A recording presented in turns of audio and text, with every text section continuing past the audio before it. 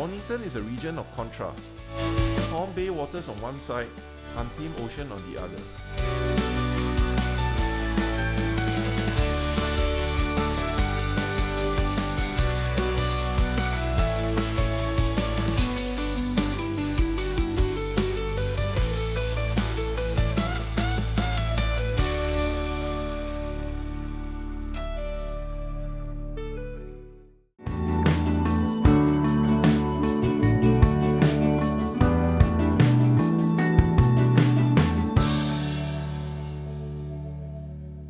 Hi everyone, and welcome to Dan's Destinations. Apologies for the long hiatus, but preparing this guide has taken more effort than I expected. They say perfection is the enemy of good, and this has definitely affected my work as this is my longest video to date. In this guide, we explore the Mornington Peninsula, located about an hour southeast of Melbourne. It is part beach town, part wine country, and part slightly eccentric coastal playground. Get ready to unlock the hidden beauty of this stunning region, far from the tourist traps. The best way to explore Mornington Peninsula is to rent a car and drive yourself. The journey normally takes about 1 hour to 1.5 hours. If you don't have a car, the next best way is to take a day tour, with most departing from Federation Square. However, you are normally restricted to the tour operator's choice of destinations. If you wish to get a day tour, Viator offers great tour options for all cities, and if you use our link below, it helps us out and doesn't cost you extra. I've used it many times on my overseas travels. Another option if you're staying at Geelong or the Bellarine Peninsula is to take a ferry from Queenscliff to Sorrento.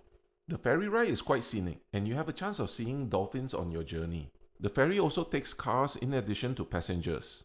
There are public transport options, but your travel destinations are more limited. You can easily take a train from Melbourne to Frankston, but from there you need to rely on bus for the last mile.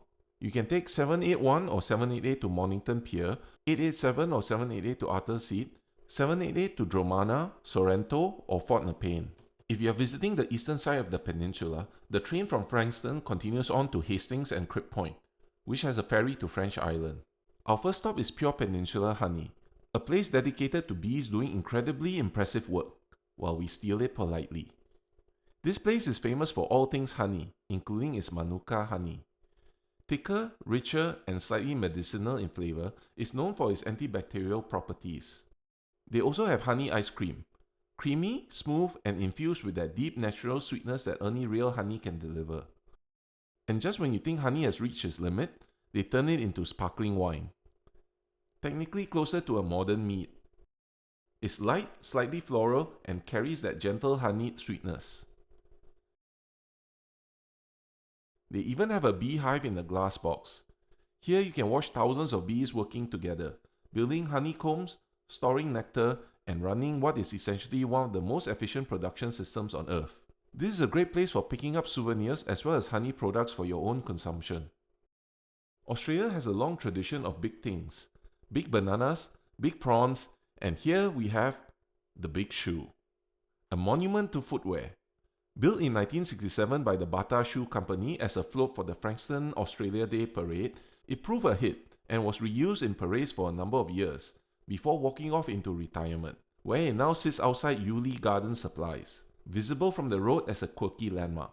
The structure itself is designed like a whimsical house-shaped boot, complete with a small window and decorative laces.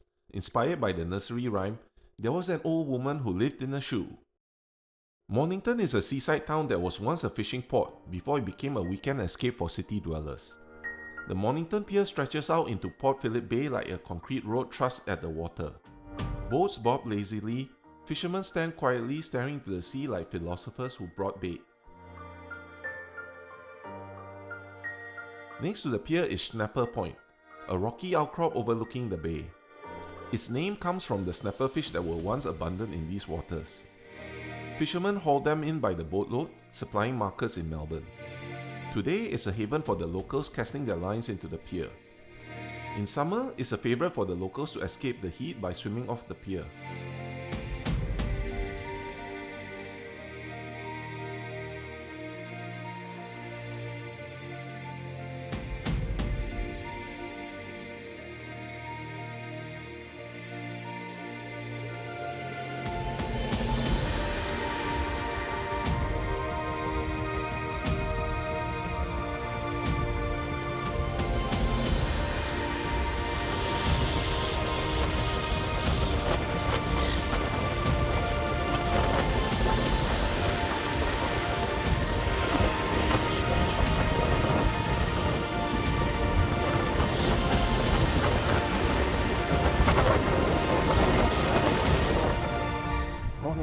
We're here in Mornington Peninsula right now, and that's the pier over there.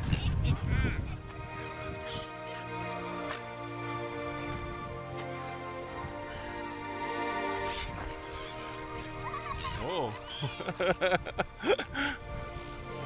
Here you find the Matthew Flinders Monument, which commemorates navigator and explorer Matthew Flinders, who landed near Mornington in 1802.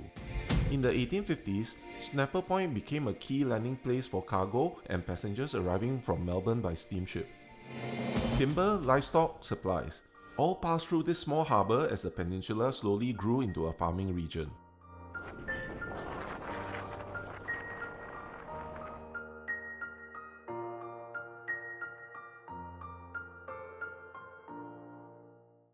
Next to the pier, you'll find SPK Kiosk Bar, a laid-back little spot where the mission seems refreshingly simple. Good food, strong coffee, and zero nonsense.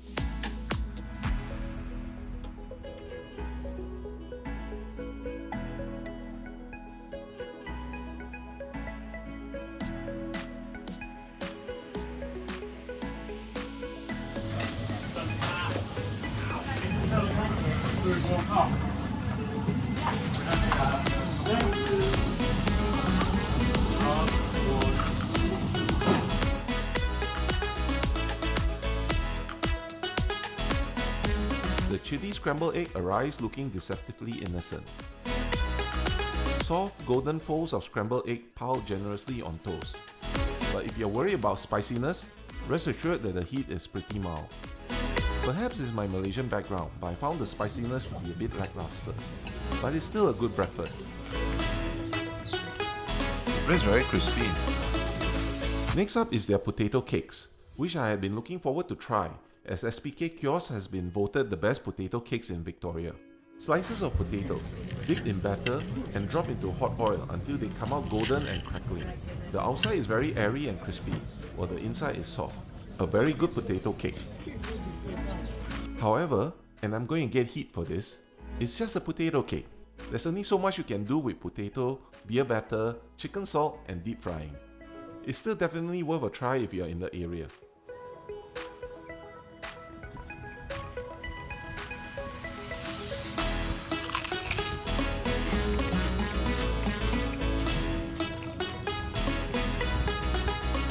For lunch, there's D.O.C Pizza and Mozzarella Bar on the main street of Mornington. Walk in and you're hit with a familiar orchestra of plates clattering and energetic staff behaving like they've had 3 espressos too many. It's loud, it's fast, and unapologetically Italian.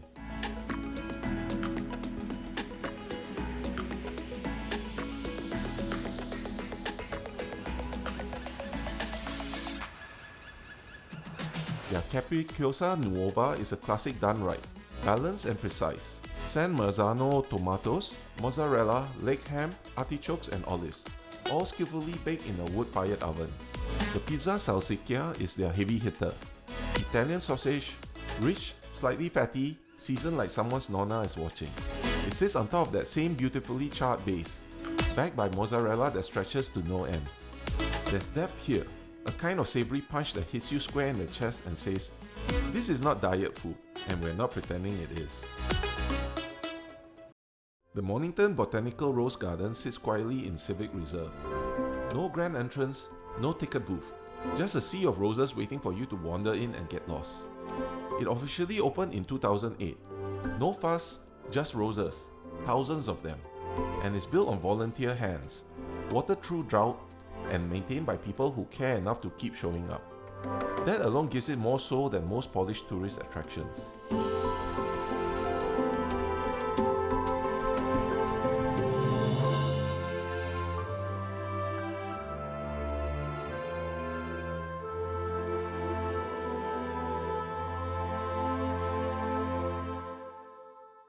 Down the coastline, we find the Mount Martha South Beach Market, perched on a hill overlooking Port Phillip Bay.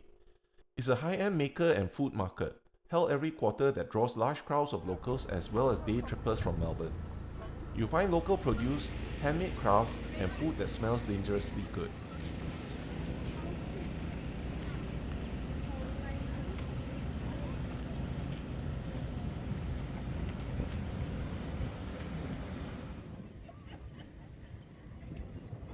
One of our favourite food stalls is here this visit, with Krispy serving up their spectacular smash patty burgers. I had previously done a review of it, which I will put in the link below. Suffice to say, their burgers are still superb, crispy and succulent as ever. Another great snack is the chicken skewers from Flaming Skewers. There's something deeply honest about food cooked on a stick over fire. Chunks of marinated chicken threaded into skewers, laid over charcoal flames that do the real work. As they cook, the edges start to caramelize, and this is where flavor lives, in that moment when the outside chars just slightly while the inside stays succulent.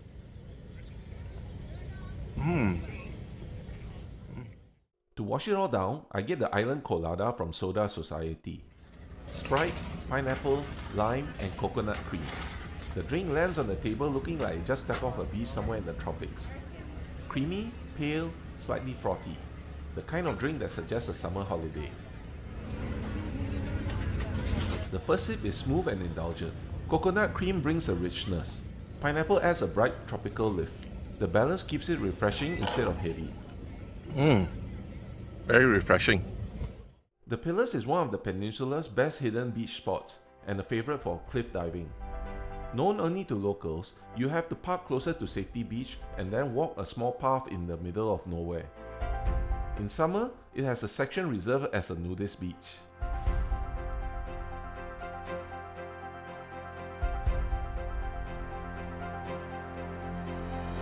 Once you make it through the narrow path, all the while expecting a snake or angry koala to jump out at you, you emerge to find white cliffs that drop dramatically into startlingly blue waters. On a sunny day, it looks almost Mediterranean, like someone accidentally dropped a slice of Greece into Victoria. Locals and adventurous visitors climb the cliffs to jump into the bay below. It's beautiful, exhilarating, and also dangerous. People have been injured diving here after underestimating the height, the rocks, or the water depth.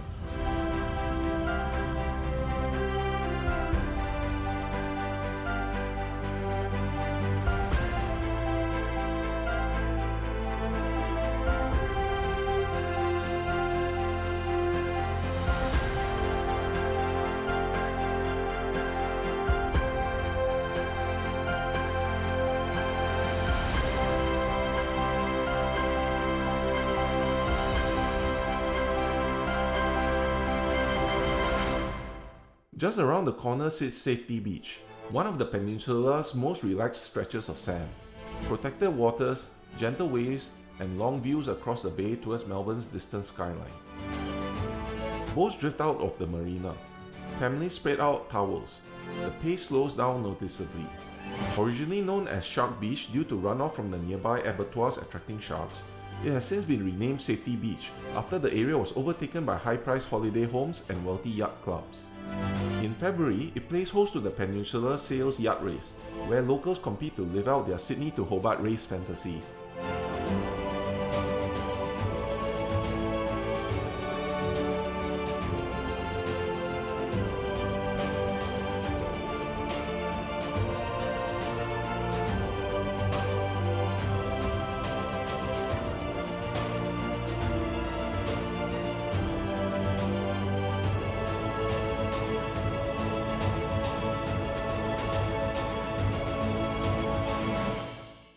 After a day at the beach, when you need to seek sustenance, a good place to refuel is Miller's Bread Kitchen, Dromana's carb-fueled sanctuary.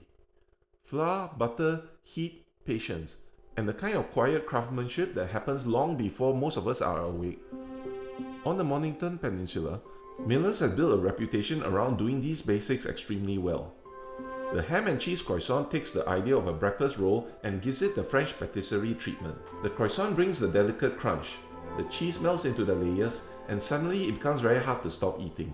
The cheese and cauliflower pie is not your standard bakery offering. Inside the golden pastry shell sits a creamy mixture of cauliflower folded through rich cheese sauce. It's savoury, rich, and surprisingly indulgent. Next, a slightly more rebellious take, the cheeseburger pie. Imagine the flavours of a classic burger: beef mince, cheese, and pickle, wrapped inside a pastry instead of a bun.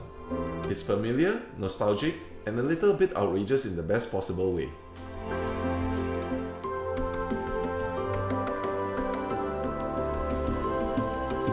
Then there's the pine or chocolate, layers of laminated dough baked until crisp and golden, hiding a ribbon of dark chocolate inside. If you're in Dromana, do yourself a favor.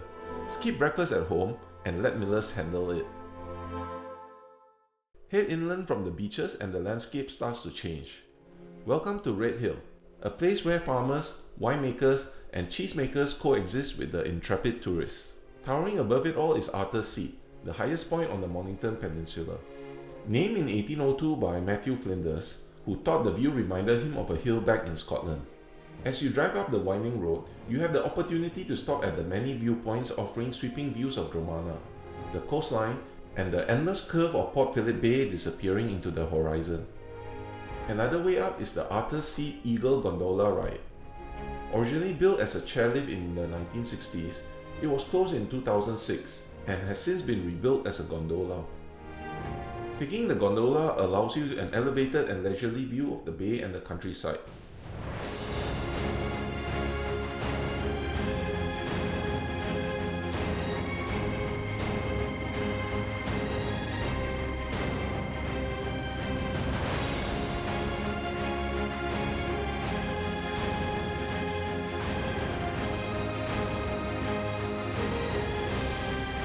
At the summit, you can also find the Arthur's Seat chair, a whimsical touristy selfie chair to commemorate your visit.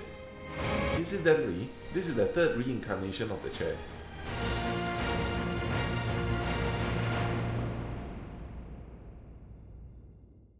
Hidden among the trees is something a little unexpected: Enchanted Adventure Garden. Part amusement park, part garden playground, part maze-filled wonderland.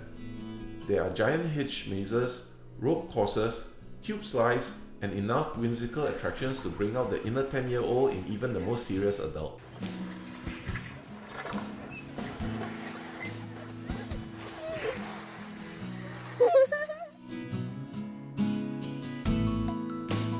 Red Hill is also home to several farms where you can pick your own strawberries or cherries. Most famous ones include Rock Creek Strawberry Farm and Ripe and Ready Cherry Farm. This is a fun family activity if you are here during the summer.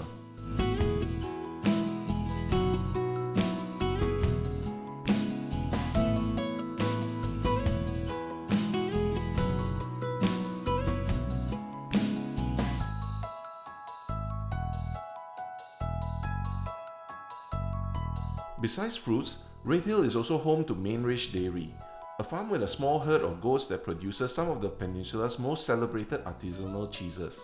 They make an assortment of these cheeses with milk from their goats on site, and you can almost taste the grass in the cheeses. As you arrive, you can see their goats galloping through the gardens.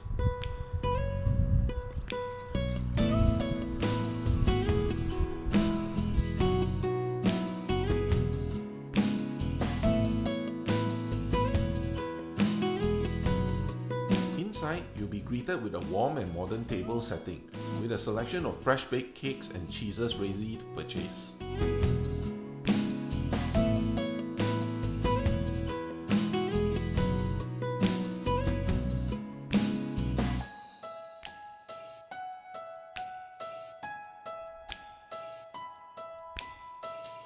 Order up a tasting platter to sample their curated list of hard and soft cheeses.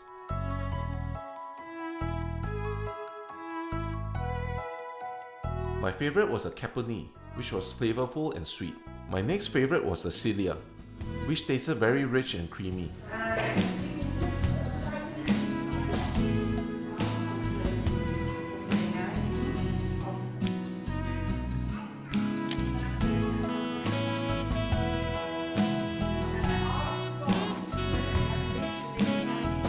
Red Hill Lavender Farm is a place where the air smells faintly floral and lunch still comes wrapped in pastry. It's still one of my favourite places to come for a pie. I had reviewed it previously when it was known as Johnny Ripe, and it was famous for its apple pies. However, the owners have since sold the factory and the farm has been renamed Red Hill Lavender Farm. They still sell pies from Johnny Ripe, although the range of food is smaller now. It's still a great place to get your baked goods and sit in the garden to enjoy the views with your lunch.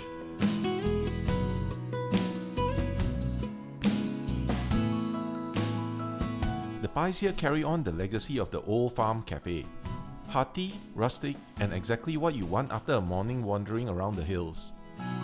Golden pastry shells with that satisfying crunch when you break into them, giving way to rich, savory fillings inside.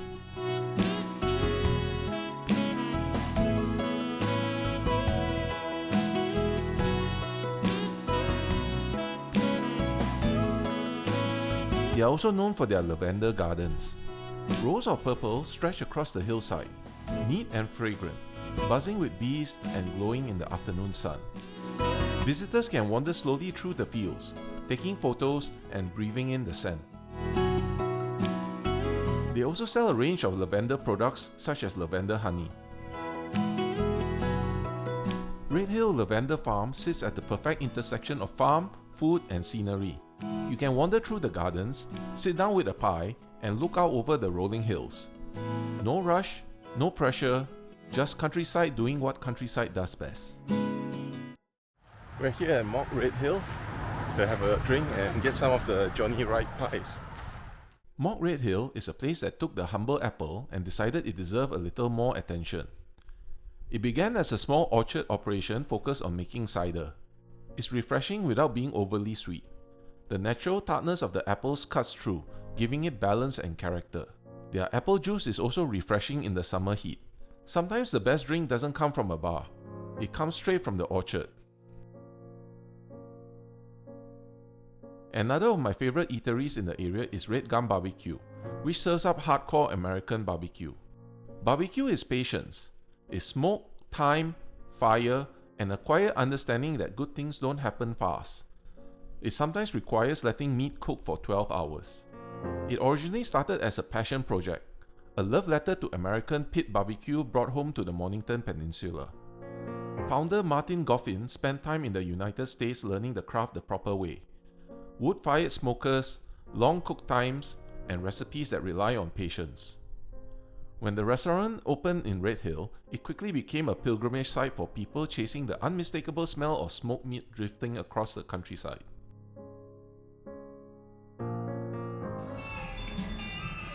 Hi!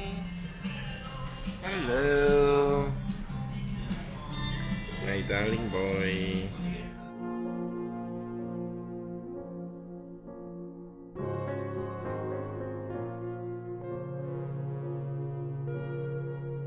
Their beef ribs is the heavyweight champion. Big, ridiculous, borderline prehistoric. These things spend hours in the smoker until the meat becomes something closer to butter than beef. The bark, that blackened crust, is smoky, salty, and packed with flavor. Inside, tender, juicy meat that pulls away from the bone like it's given up the fight.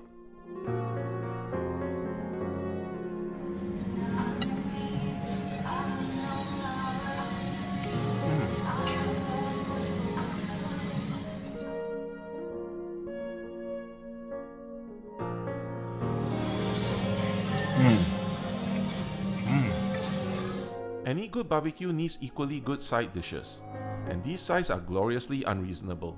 The chili cheese fries arrive loaded with crispy fries buried under rich chili, molten cheese, and a drizzle of beef brisket chunks. It's messy, heavy, completely unnecessary, and absolutely perfect next to all that smoked meat. They also serve up a deliciously good mac and cheese. Creamy pasta coated in thick cheese sauce, rich enough to make you pause for a second before diving back in.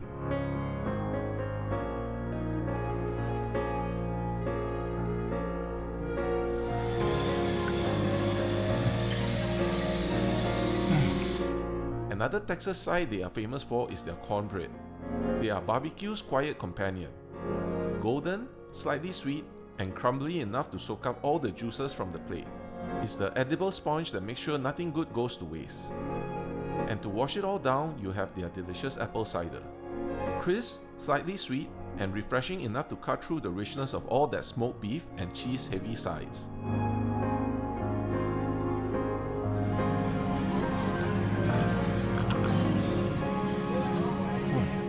Great barbecue takes time. You can't rush it. You can't fake it. Here at Red Gum, they understand that. Big flavor and zero regrets. If burgers are more to your liking, there's 𝗟𝗡𝗡𝗏 down in Rosebud. The philosophy here is simple. If you're going to make a burger, make it big, make it messy, and make absolutely sure nobody leaves hungry. This is classic comfort food territory. Loud flavors, generous portions, and a menu that clearly believes restraint is overrated. One of their signature burgers is their South Buttermilk Fried Chicken Burger, which is a crunchy masterpiece. The chicken comes out golden and crisp, thanks to a proper buttermilk coating that locks in the juices while delivering that satisfying crackle with every bite. Stacked inside a soft bun with fresh toppings and sauce, it hits the sweet spot between crispy, creamy, and downright indulgent. The double beef and bacon burger is their heavyweight contender. 2 juicy beef patties stacked with crispy bacon, melted cheese, and just enough grease to power the town generator. Every bite delivers that rich combination of beef, smoke, and salt that makes burgers such a universal obsession.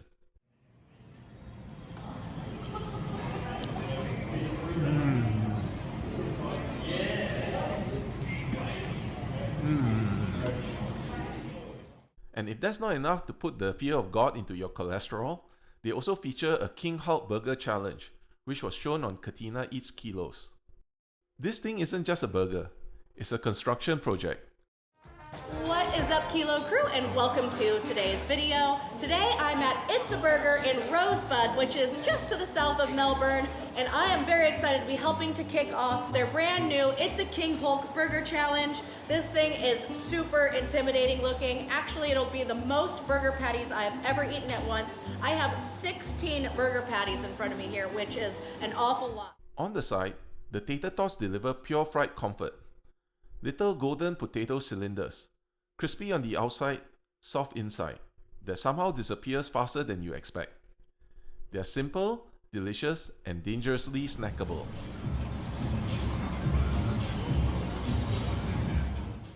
To wash it all down, a bottle of 𝗟𝗡𝗗𝗏 lime. Bright, citrusy, and refreshing enough to cut through the rich, salty weight of a serious burger feast. It's a Burger is a place that strives to make great burgers that satisfy serious hunger, while also providing job security for your cardiologist. Rye is a place of sandy beaches, slow mornings, and sunset that rolls in without much ceremony. Like many towns along the peninsula, Rye started as a small fishing and farming community in the late 1800s. Over the decades, Rye slowly evolved into a holiday town, a place where Melburnians escape the city for long weekends, summer swims, and lazy afternoons by the water. The foreshore beach stretches for kilometers. Calm waters perfect for swimming, kayaking, or simply floating around doing nothing in particular. I managed to catch the young Endeavour when it was docked here on one of its visits. It's a training vessel run by the Royal Australian Navy for use, and it sails all over Australia. Built in the United Kingdom in 1987, she was gifted to Australia in 1988 by the British government. She was named after HMAS Endeavour, the ship that carried James Cook to chart and claim the east coast of Australia. Over tens of thousands of participants have stepped on board as slightly unsure teenagers and walked off with confidence, resilience, and a newfound appreciation for dry land. Rye Pier has been part of the town's identity for generations. Stretching nearly 400 meters into Port Phillip Bay, it's one of the longest piers in the region.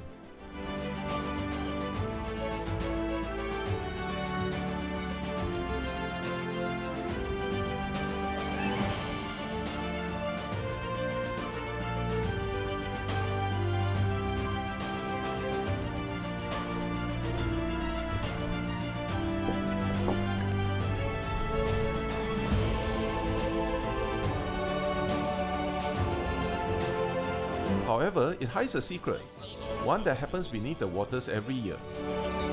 Around late autumn and early winter, thousands of giant spider crabs migrate into these shallow waters near the pier while they molt their shells. After molting their shells, they are easy prey for stingrays, sharks, and octopus. Hence, they seek safety in numbers, forming massive clusters across the seabed. Colin has some great videos of the crabs here. Do check out his channel. If you've ever wondered what it's like to be absurdly rich but can't quite master the bank balance, the Millionaire's Walk in Sorrento gives you a taste. Minus the mansion, the yacht, and the generational wealth.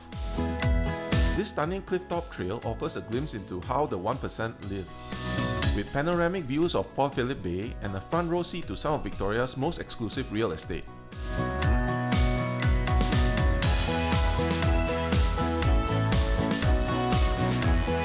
The walk starts at Point King Road, winding along private properties with well-placed gaps in hedges and gates to let the commoners enjoy the view. Don't worry, you're allowed here, although you may catch a wary glance from a golden retriever named Bentley, who's probably worth more than your car.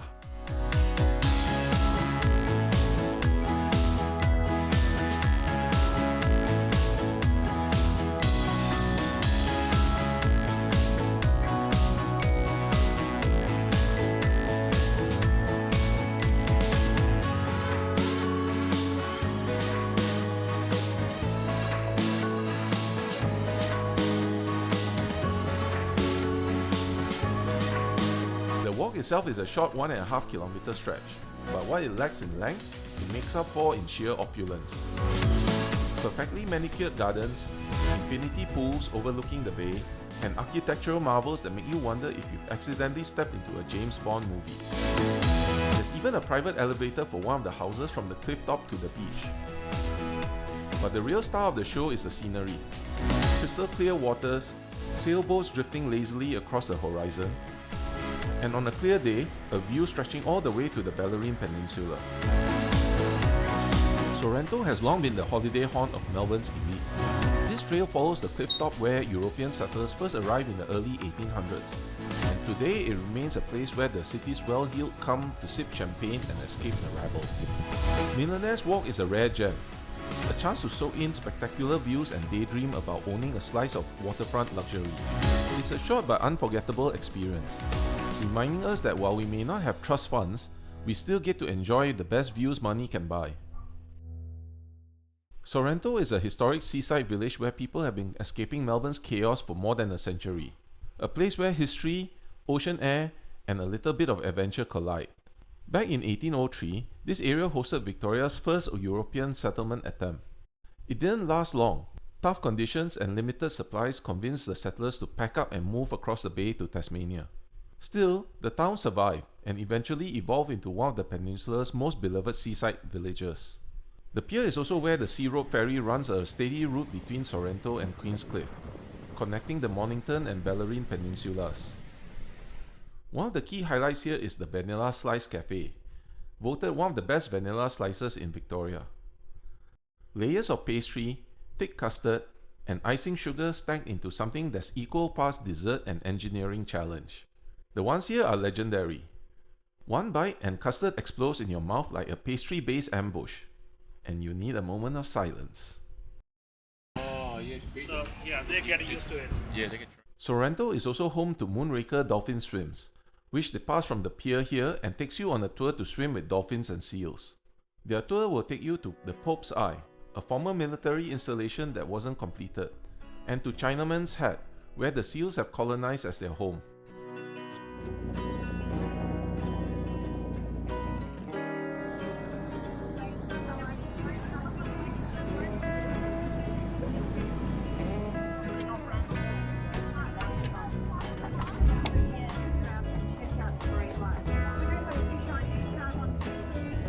Here you can slip into the waters with the seals. At one point, a particularly curious one floated close, stared at my rotund shape for a moment, and I swear it looked mildly confused, like it was trying to figure out if I was one of them. Which frankly is the nicest compliment I've received all week. Over Christmas, I went kayaking in the ocean with Bay Play Adventure Tours. We met at their shop in Portsea, where they suit us up and take us by van to Sorrento Beach, where our chariot awaits. From Sorrento, we would kayak to Point King and then to the quarantine center at Point Nepean. It sounds peaceful, gliding across the water, exploring the coastline, communing with nature. And it is. Unless of course you're trying to squeeze your slightly over-enthusiastic body into a kayak designed for people with significantly better life choices. There's a brief moment where the kayak and I negotiate our differences. Eventually it accepts me. Reluctantly.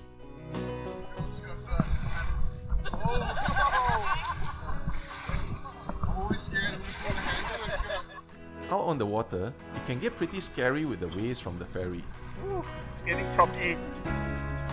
We eventually stopped for a midpoint rest at Point King Beach, which is the start of the Millionaire's Walk. While here, we saw some dolphins swimming by, but they were too far out to get on my action camera.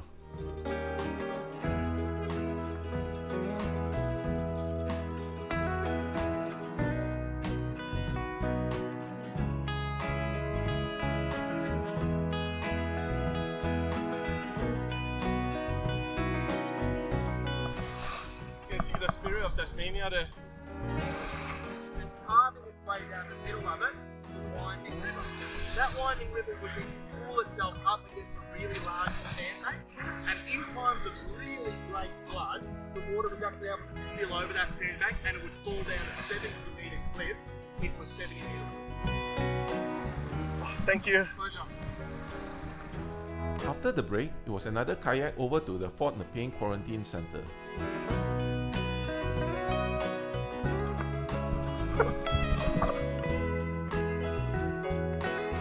Along the way, we could see caves carved into the cliff rocks on the beach.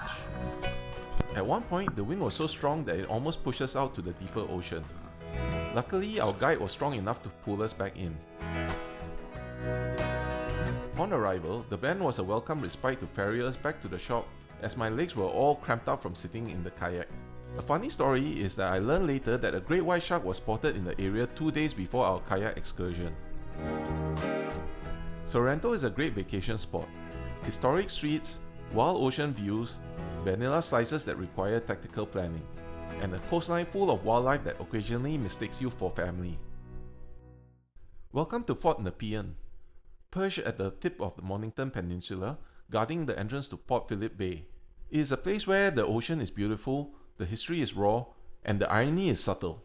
There's a certain thrill in standing at the very edge of a continent, wind tearing across your face, the ocean crashing below, and the ghost of history whispering that someone once thought it was worth defending this place with big guns. Fort Nepean's story began in the 1880s, when the colony of Victoria decided that Melbourne needed a proper welcoming community. One that fired shells at anybody they didn't like. During World War I, these guns fired the first shots of the war, which I'll get into later. You can only drive as far as the gunner's cottage, where you have to park your car and either walk in, cycle in, or take the shuttle bus. You can rent bicycles from the nearby Visitor Information Centre if you didn't bring your own bicycle. The gunner's cottage was the home of the men who ran these guns, preserved as a time capsule of military life. Small, Spartan, but built for the job. Cheviot Beach offers breathtaking cliffs, roaring waves, and is famous for Harold Holt's disappearance. This place marked the spot where Australia's 17th Prime Minister went for a swim and, well, didn't come back. And in true Aussie fashion, they gave him a memorial. They named a swimming pool as his memorial, for the guy who apparently never quite mastered, don't swim in the rough seas of the Bass Straits.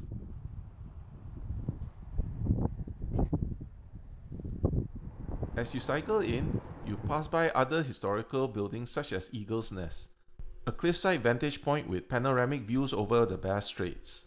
Great for spotting seabirds, or just imagining what it is like to defend this stretch of coastline from a fleet of imaginary enemies.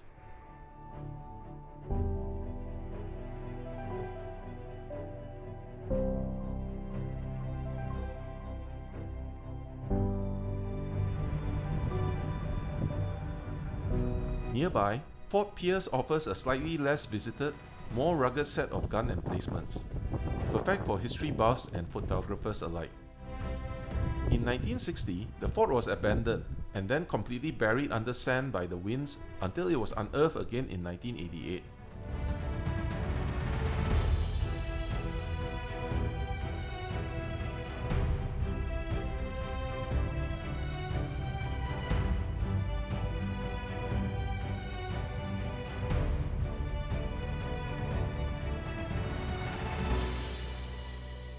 After Fort Pier, you cross one of the most scenic and iconic strips of the park. The road cuts through these narrow strips with the calm water of Port Phillip Bay on one side and the smashing waves of the Bass Straits on the other.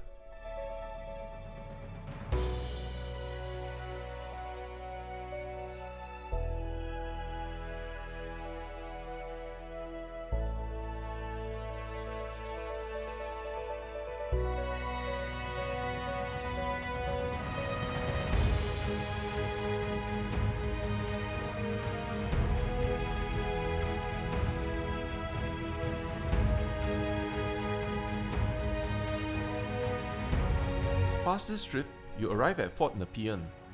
The emplacements themselves are fascinating. Massive guns pointed out towards the bay, tunnels dug to protect the crews, and concrete bunkers that seem entirely overbuilt.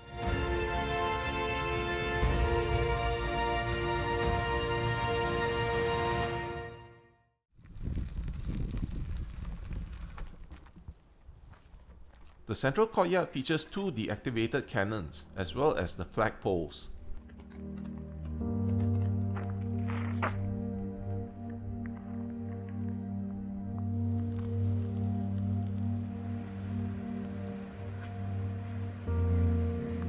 The enclosure nearby used to be where the field guns were located, with chain links in the wall to pull the guns forward.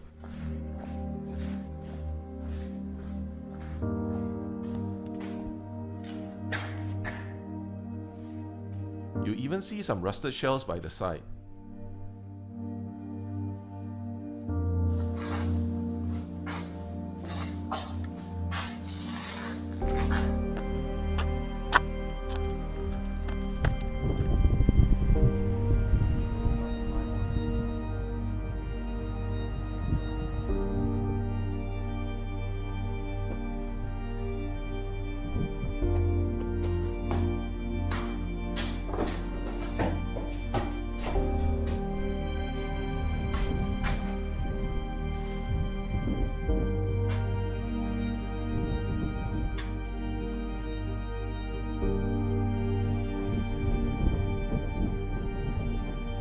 Off to the side, you find a tunnel leading you inside to the bunkers where museum exhibits have been set up with recordings sharing the history of the fort.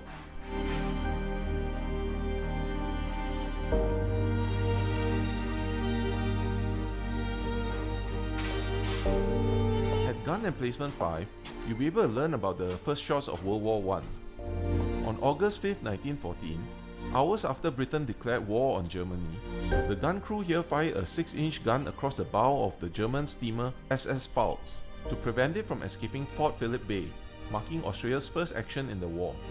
The Pfalz was forced to return to port, where its crew was arrested and the ship was later commissioned as an Australian troop ship. Unfortunately, due to age, the gun emplacement is now blocked off due to safety concerns of the collapsing roof. Outside the fort, we used to be able to walk down to Point Nepean and the engine house. However, time and erosion has now made the path unsafe and it is blocked off. Oh, okay, I can see where the landslide is.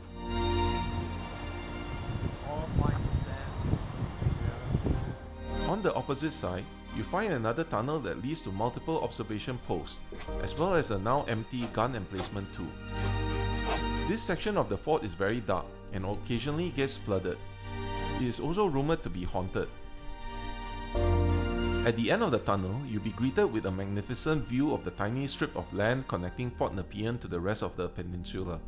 Fort Nepean is a time capsule of Victoria's military history, with stories that stretch across centuries. Looking out over the endless waters, you can feel the honour and sacrifice of the soldiers who stood here in defence of Australia. On my way out, I stopped by the quarantine centre, which tells a less violent story. The one of ships arriving with disease and the desperate measures taken to protect the mainland. It's a reminder that not all threats come with cannons and shells. There are barbecue stations and drinking waters available here. I use my camping stove to make some coffee for a morning pickup before moving on.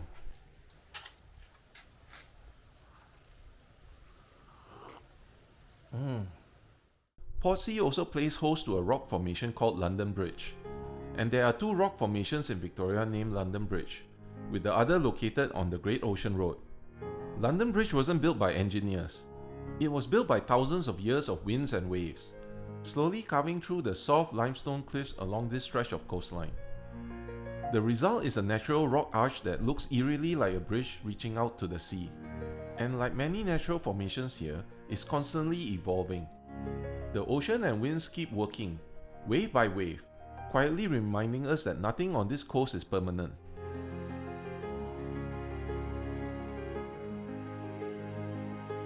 The viewpoint is located just 5 minutes walk from the car park, and there is another path leading down to the beach where you can explore it up close. There's another reason people come here, and it's for paragliding. The strong coastal winds that slam into these cliffs create perfect updrafts for launching gliders.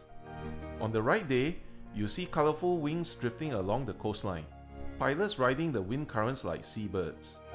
London Bridge isn't a big tourist attraction with ticket booths and guided tours. It's nature's beauty shaped by wind, waves, and time. Free for all to see, but it won't be here forever. The south side of the peninsula that faces the Bass Straits are dotted with many spectacular beaches and cliffs, including the Sorrento Back Beach. These beaches are known for their wild waves and rough conditions. Here, the Southern Ocean rolls in straight from Antarctica, smashing into limestone cliffs and carving the coastline into caves, rock pools, and dramatic headlands. The original settlers built the town of Sorrento on the calmer side, but the back beach remained what it always was: rugged, windswept, and occasionally dangerous. Sorrento Back Beach is all about exploration. Clifftop walking paths, hidden caves, natural rock pools that appear at low tide, and lookout points where you can watch waves explode across the rocks. At low tide, the rocky shoreline transformed into a network of natural rock pools, small pockets of seawater trapped between the rocks, each one a miniature ecosystem. Peer inside and you may spot tiny fish, starfish, or crabs clinging to the stone. For the full panorama, head up to Coppins Lookout. From here, the entire back beach stretches out, waves rolling towards the cliffs, seabird gliding on the winds, and the endless blue of Bass Straits reaching towards the horizon. It's one of the best viewpoints of the beach. A short distance from Sorrento Back Beach lies St. Paul's Beach. Unlike Sorrento Back Beach, which has toilets, cafe, and paved car parks, St. Paul's is famous for its dramatic cliffs, turquoise waters, and a sense of total isolation. Getting here requires a 10-minute hike in soft sand and steep walking tracks. It's known for its raw beauty, with towering limestone cliffs that surround a small stretch of sand, while the ocean glows a deep blue-green on clear days. You'll be able to see the remnants of an old limestone arch that has unfortunately collapsed. Photographers love it, surfers scout it, fishermen cast their lines from the rocky shores, and adventurous walkers come here just to stand on the edge of the cliffs and take it all in.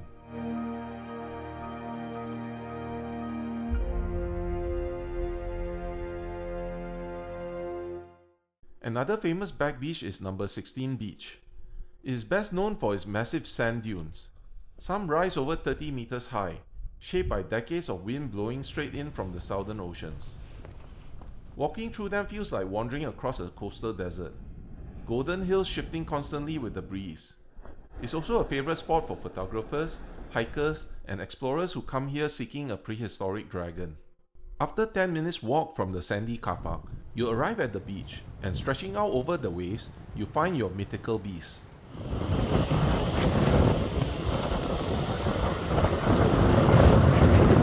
One of the most famous rock formations here is known as the Dragon's Head, a jagged chunk of limestone rising from the rocks. Shaped uncannily like the head of a mythical creature staring out towards the ocean, with waves crashing around it and seabirds circling overhead, it's not hard to imagine the coastline once populated by something a little more dramatic. Take note that you have to visit at low tide to see this serpentine head. Some places ask you to slow down, others practically force you to. Here at Peninsula Hot Springs, the rules are simple. Leave your phone behind, step into the waters, and let the steam do its thing. Back in 2024, I had injured my shoulder and was taking a long time to heal. Thus, I thought to visit the hot springs to try and relieve the pain and speed up recovery. Hot springs have been used for centuries as natural therapy. The warm mineral waters help relax muscles, improve circulation, and ease joint stiffness. You can register online or walk in to buy your tickets. The early morning and evening time slots are cheaper. You'll be issued a wristband that serves as your ticket and can also be used for your lockers to store your bags and clothes. After storing our bags, we headed up to the top end, where the crown jewel of the hot springs is located, the hilltop pool.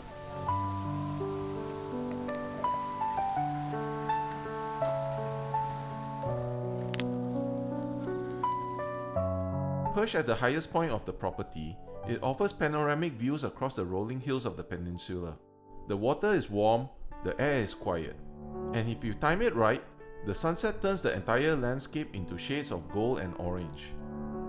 We find that the lower pools are hotter, while the higher pools have milder temperature. It is a good idea to bring a water bottle to stay hydrated, as there are water dispensers throughout the spa.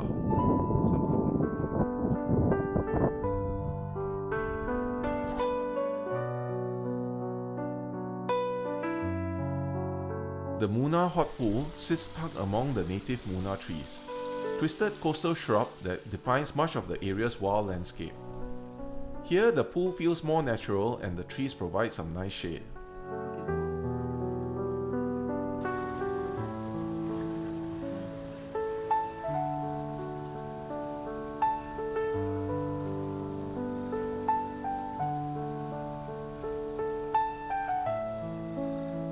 Midway down, there's the moon viewing pool, which is much hotter and better for relieving the aches and pains. As the name suggests, it's best experienced after dark. The pools here are much hotter and great for relieving my shoulder pains. Because the springs sit within native bushland, you're never alone out here. Look around and you might spot some of the local avian residents.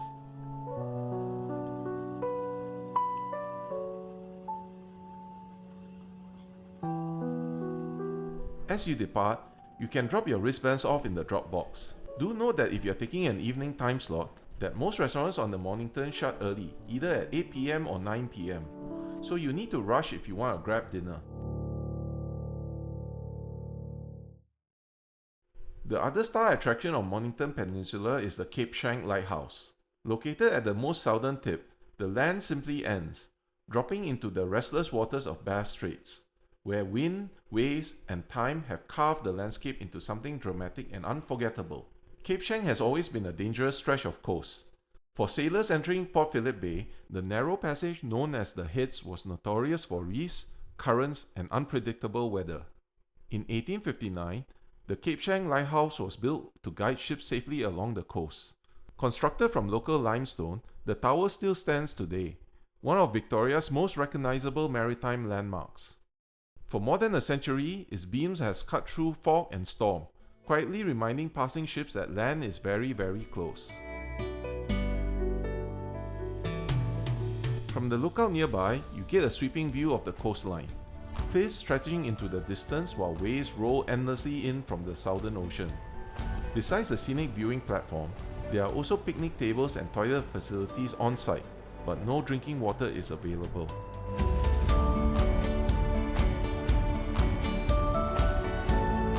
In addition to the heritage-listed lighthouse, there is also the museum and former lighthouse keepers' residence located on site. The grounds are free to walk around, but the museum and lighthouse requires a ticket. If you're up for a bit of adventure, there are accommodations available in the former lightkeepers' cottages, allowing you to stay overnight at the light station. I like it anytime. Cape Schanck also has one of the best boardwalks that winds down the cliffs to the rock beach.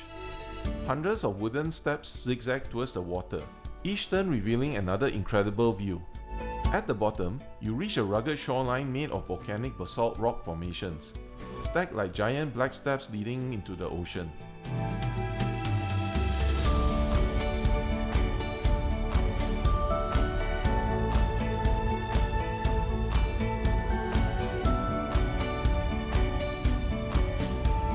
Also, fair warning, what goes down must eventually come back up. And those stairs are very enthusiastic about reminding you of that. If you're lucky, very very lucky, Cape Schanck offers something truly magical. It's one of the places you can catch the southern lights, the Aurora Australis. On rare nights when solar activity is strong, ribbons of green, purple, and pink dance across the southern sky, and Cape Schanck is one of the popular places to view it. The best way to determine if the aurora will appear is to use the Glendale app.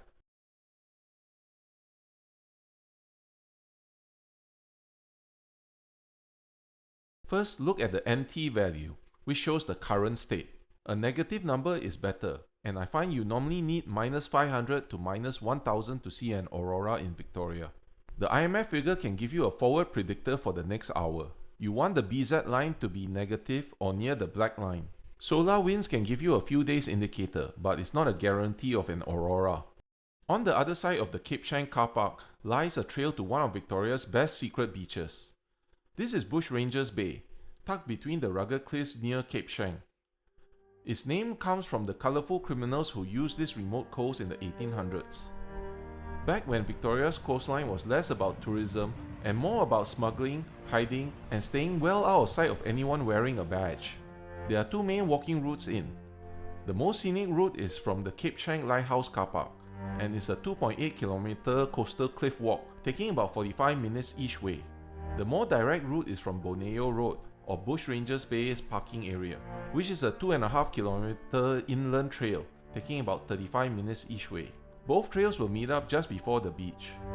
I took the scenic route with my friend Sandil from the Schanck car park.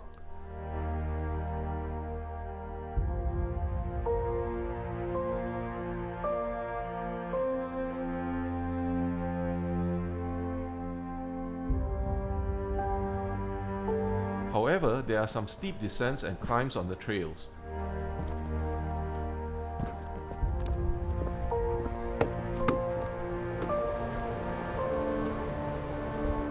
This is also prime real estate for wildlife. As we were climbing down the stairs, we encountered an echidna, a cross between an anteater and a porcupine.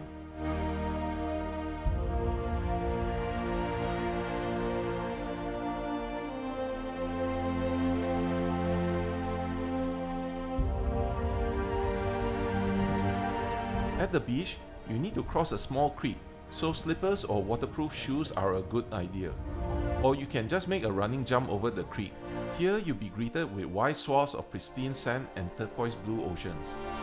A white crescent of golden sand, framed by jagged cliffs and the deep blue of the Bass Straits. From here is a 5-minute walk to Bushranger Bay's secret treasure, rock pools.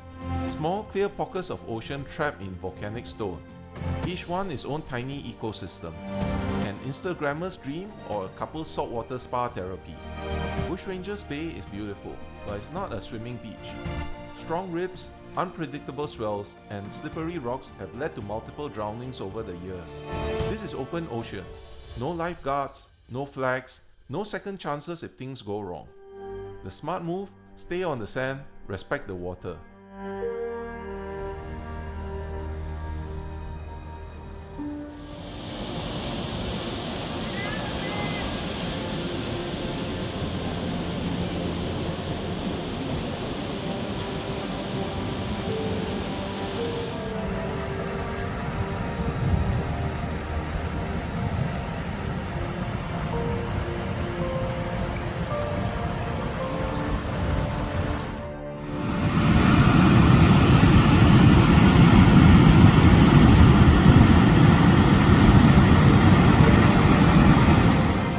Further along the coast, a little past the rock pools, there's the Arch, a natural stone formation carved by centuries of waves punching through the cliff face with patient, relentless force. It looks like a giant doorway to nowhere, framing nothing but ocean and sky. It's dramatic, it's photogenic, and a reminder that geology is just time plus erosion. Schanck is the kind of place that reminds you why we travel. For the views, the history, the wind in your face, and the endless ocean in front of you. Another scenic location is the Flinders Blowhole, perched on the rugged southern coastline. A place where the wind is strong, the cliffs are dramatic, and the sea occasionally decides to perform a show.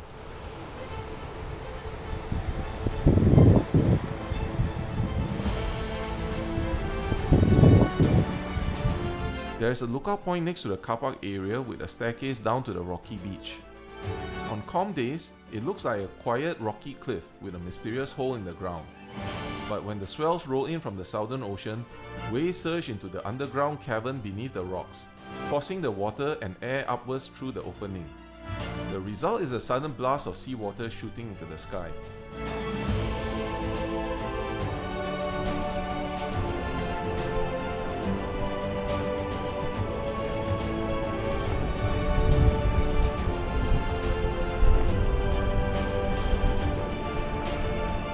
Flinders Blowhole is one of the places that rewards patience. Wait long enough, watch the ocean closely, and eventually it puts on a show.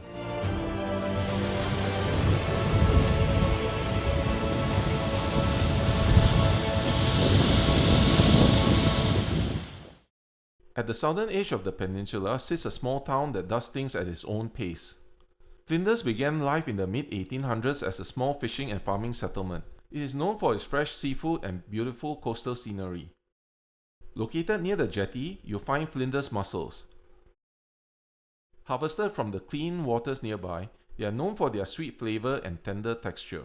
You'll find them steamed with garlic and tossed in laksa broth, or piled high in bowls with tomato salsa that smells like the ocean in the best way possible. So I have to do a bit of work. You want some? After your meal, you can walk it off at the Flinders jetty. So this is the Flinders Pier. It's a favourite spot for fishing, photography and sunset watching. Smile! On a still day, the water turns an almost surreal shade of turquoise. It is also popular among scuba divers for a chance to see the weedy sea dragon.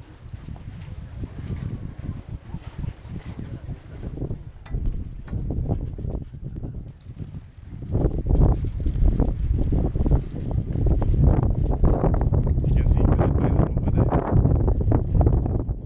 In the southeast corner, you find the Westhead Gunnery Range. Established during the early 20th century, the area was used for naval and military training. Next to it, you find the Westhead Lookout, which is open to the public.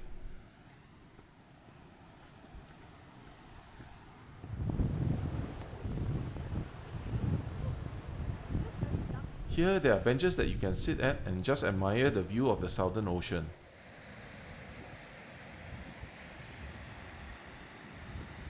If the heat is getting to you, you can then head back into town to visit Flinders Chocolatery. Inside, you'll find shelves filled with handmade chocolates, truffles, and dangerously tempting ice cream. It's the perfect place to cool down after a hot day of sightseeing. Here, the chocolate is excellent. Your willpower, probably less so. Mornington Peninsula is famous for its vineyards, and one of the most famous ones is Montalto Vineyard, tucked into the rolling hills of Red Hill. A place with slow mornings, long lunches, and the quiet understanding that some of life's best decisions involve sitting down with a glass of wine and nowhere urgent to be. The land here has been farmed for generations. Over the years, Montalto grew from a modest vineyard into one of the region's most respected estates. Pinot Noir and Chardonnay are the stars here, wines that reflect the cool sea breeze and mineral-rich soil. Beyond the vines, olive trees stretch across part of the estate. Their olives are pressed into extra virgin olive oil, rich and peppery with that grassy freshness that only comes from doing things properly. One of the estate's most unexpected highlights is the sculpture gardens. Spread across the property is an outdoor gallery of contemporary sculptures, placed carefully among the vineyards and gardens. Walking the sculpture trail feels like drifting through an open-air museum, where nature gets equal billing with the artwork. Montalto Vineyards isn't just about what's in the bottle. It's about the landscape, the food, the art, and the quiet luxury of an afternoon well spent. After a long walk, you must be hungry. Point Leo General Store is a relaxed little coastal cafe where the food is simple, satisfying, and exactly what you need after a day of walking. And the secret behind many of their baked goods? They come from the excellent Miller's Bread Kitchen in Dromana.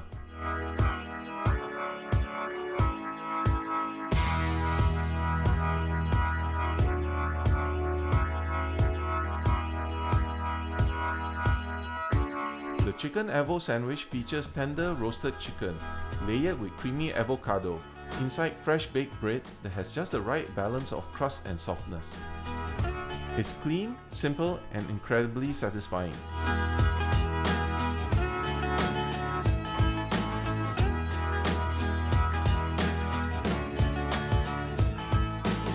Their beef pies are classic Australian comfort food. Deep, rich beef filling wrapped in buttery pastry that flakes apart the moment you break into it.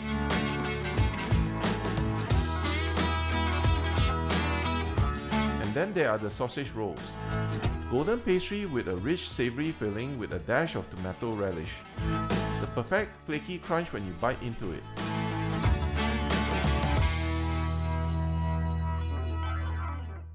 Point Leo Estate is a vineyard that stands apart from the rest. It's a winery but also an outdoor art gallery. And it's a place where you can find yourself contemplating a huge abstract sculpture while holding a glass of Pinot Noir. It was established in 2017 by the Gandel family, long-time art collectors who decided the peninsula needed a bit of culture. Instead of just another winery, they created a sculpture park set amongst vineyards overlooking Western Port Bay. The result is a 330-acre estate with fine art, wine, and coastal views. Some of the most famous artworks here include these: 4 lines up oblique,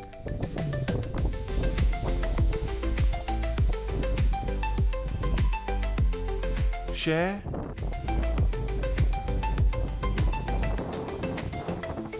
fat convertible,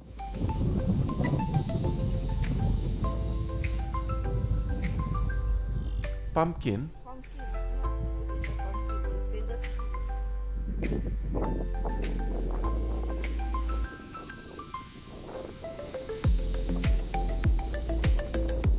Miri,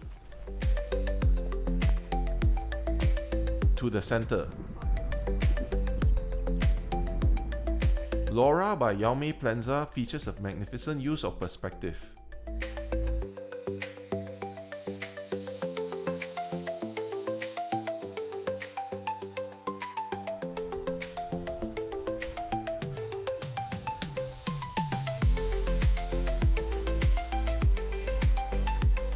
Walking through Point Leo Estate feels like drifting between worlds.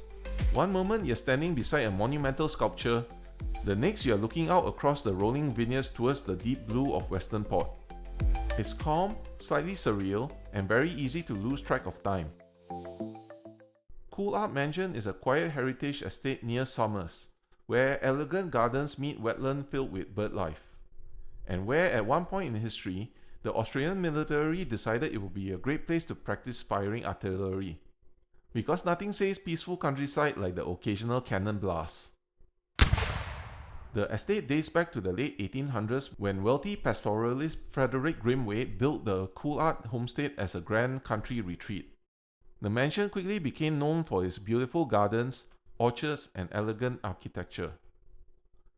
But history has a habit of throwing curveballs. His son Harold had joined the Victorian Field Artillery in 1891, and his parents were happy to allow areas of their land to be used for artillery practice.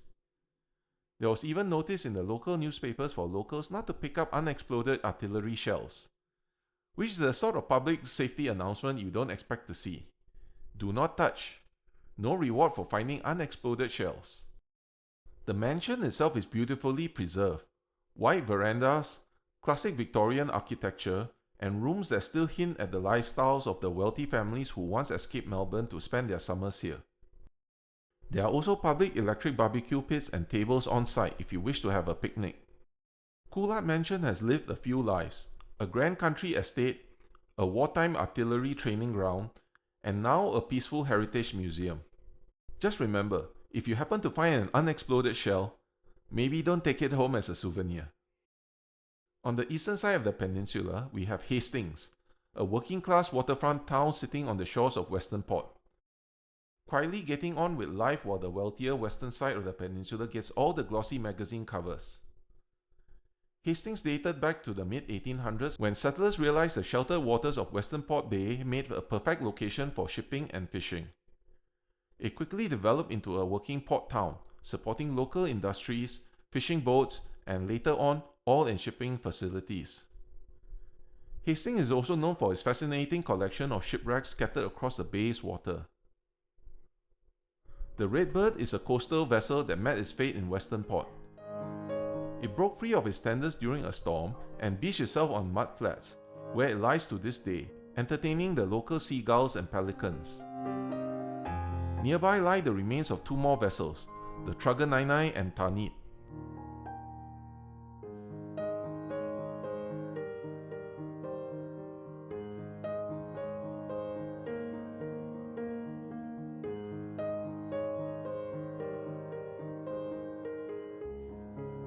If you think Hastings is all boats and sea breeze, there's Pelican Society, a stylish cafe that proved the town has developed quite a bit of a culinary flair. Located on the foreshore, it offers good coffee, beautifully plated brunch dishes, and a relaxed vibe that somehow manages to feel both modern and comfortably local. A short walk away from the foreshore, you'll find Steaming Mugs, a family-run operations built by chef Ritesh Gupta and his wife Ritika. Their vision was simple: create a modern Australian cafe where you could sit down and enjoy your breakfast without needing a dictionary to decode it. The star of the show is their savoury French toast. It arrives looking innocent enough. Golden, slightly crisp, the kind of thing that suggests comfort. It's a balancing act of richness with the savoury bacon and the crunch of vegetables and herbs. Hastings might live in the shadow of its wealthier neighbours, but it's places like these that tell the best stories. Hastings was also targeted to be the home of the HMAS Otama submarine, which had been moored for years off Kripp Point. Here sits one of the more quietly tragic relics of Australia's naval past. No fanfare, no glossy signage, just rust, memory, and a stubborn refusal to be forgotten. The Otama was one of Australia's Oberon-class submarines, sleek, stealthy machines built in the late 1970s during the Cold War. Her mission was intelligence gathering, surveillance, and the occasional game of underwater hide and seek with nations who preferred not to be found. By 2000, her service ended. The Cold War was over, technology had moved on, and like many veterans, human or otherwise, she was retired quietly. The Western Port Oberon Association comprised of a group of passionate volunteers who looked at this decommissioned submarine and saw a floating museum, a chance to let future generations step inside something real. They acquired the Otama and brought her to Kripp Point with big plans. Restore her, open her to the public, tell her story properly, and it almost worked. But dreams like these don't fail all at once. They erode. Funding dried up, maintenance costs ballooned, government changed priorities, interest faded. What was once a proud war machine became an expensive problem tied to a mooring. In 2022, after a bad storm, the submarine almost sank. Hence, the state government decided to forcibly acquire it and it was shipped off to Western Australia to be scrapped. These are some of the last scenes as it was removed on 15 September 2022. Bit of a miserable weather here, but here to film the submarine. In the background, you can actually see the ship that's supposed to take it away.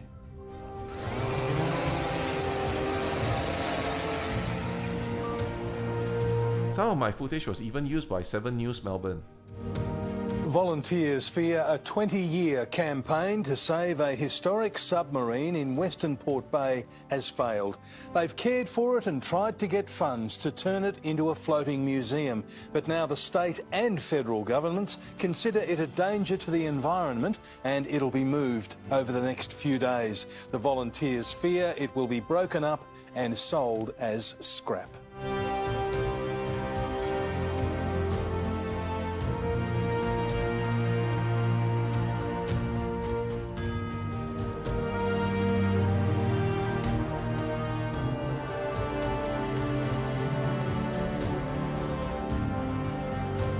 HMAS Otama is gone, but the story, that's still very much afloat.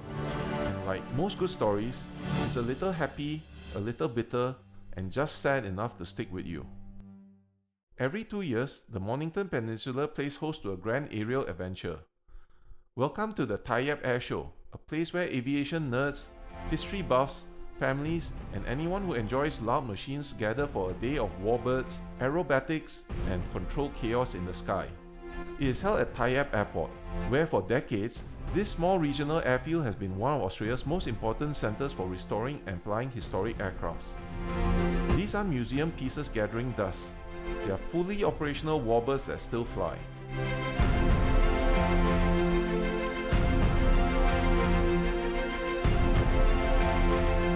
Some of the famous planes here include the P-51 Mustang, America's iconic stallion in World War II, the Supermarine Spitfire, the legendary defender of Britain during World War II, the 𝗟𝗡𝗞𝗥, a compact Soviet fighter that surprises people with its agility. The Tyabb Air Show is part aviation history, part adrenaline, and part good old-fashioned spectacle. It's about feeling aviation history come alive as you wander past vintage planes on the ground, and kids stare up at giant propellers like they just discovered dinosaurs.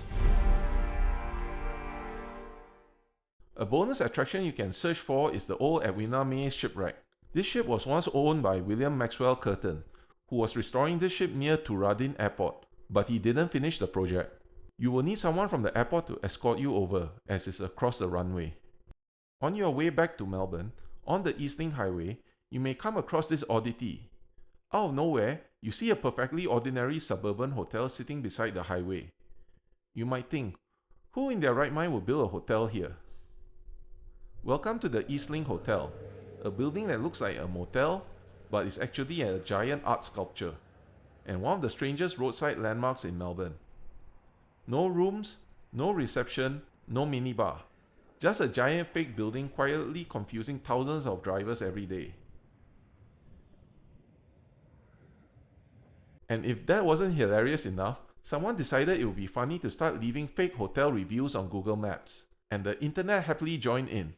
Room service was terrible. No one answered the phone. Was going to stay the night, but no one answered the bell at reception. A nice stay, but the staff were a little bit standoffish. And so on. It was even featured in a video by comedian Sammy J on ABC. This is not a hotel. It's a $1.2 million art project designed by artist 𝗟𝗏𝗡𝗗𝗏 in 2007. Since then, the Eastlink Hotel has delighted passers-by on the Eastlink Tollway and confused weary travellers looking for a place to stay. When I told friends that I was coming here, everyone wanted to know, are there actual floors inside this hotel, or is it just one big empty shell? We're about to find out. So this is one of the windows that lights up at night. They're all scheduled and programmed in a specific pattern according to the artist's wishes. So when you drive here at night, they light up, which is all the more tricky for tourists who think it's an actual hotel. Mornington is a region of contrast. Calm bay waters on one side, untamed ocean on the other.